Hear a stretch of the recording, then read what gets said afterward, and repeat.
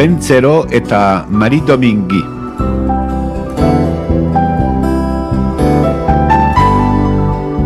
Euskal Herrian, antzinatik egon izan dira neguko solstizioaren inguruko erritualak eta ohitura zaharrak.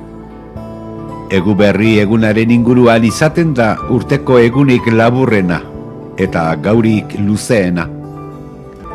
Eguzki zaharrak bere azken izpiak ematen ditu eta eguzki berria jaiotzen da.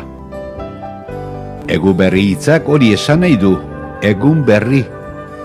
Gure arbasoentzat egun garrantzitsua zen eta ospakizun ugari egiten ziren.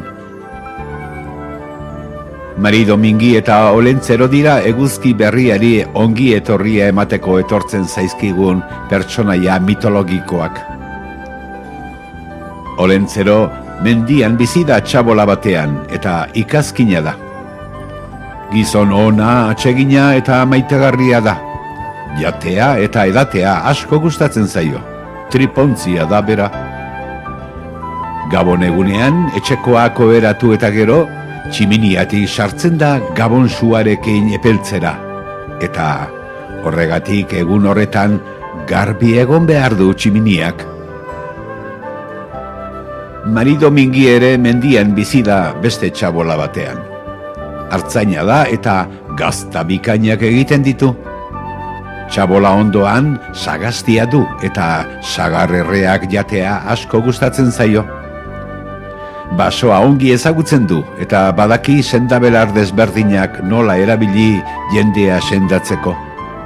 Emakume zintzoa eta maitagarria da eta asko maite ditu umeak. Mari Domingi eta Olentzero elkarren inguruan bizi dira mendian. Txabolak oso hurbil dauzkate eta lagun minak dira. Asko laguntzen diote elkarri. Antzinean, egu berri bezperan, elkarrekin joaten ziren sua egiteko ikatza banatzera. Gaur egun, opariak ekartzen dituzte Euskal Herriko umeentzat.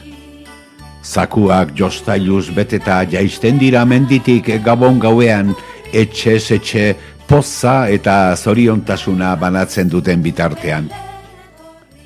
Berdin da eskutitza Mari Domingiri edo Olentzerori idatzi. Biak dira pertsonaia mitologiko magikoak eta bien artean egingo dute oparien banaketa. Beraz, hasi idazten gutuna.